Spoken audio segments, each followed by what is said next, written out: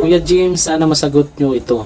Normal rin po ba sa may anxiety yung buong gabi at buong araw nagpapanik tapos nanginginig yung katawan pati sa loob? Sana masagot nyo po, please. May please pa.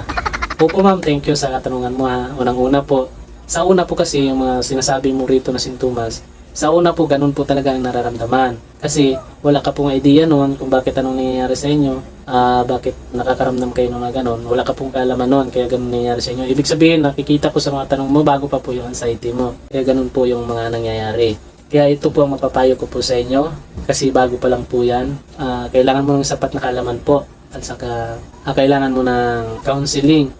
Kung gusto niyo po ako makausap, mag-iwan po ako ng number dyan sa sa video na ito. Mag-text ka po sa akin. Mas maganda po na makausap mo ako ng personal para mas matulungan ko po kayo. Opo, lahat talaga ito yung mga nanginginig ng katawan. Danas na danas ko po yun dati nung bago po ako.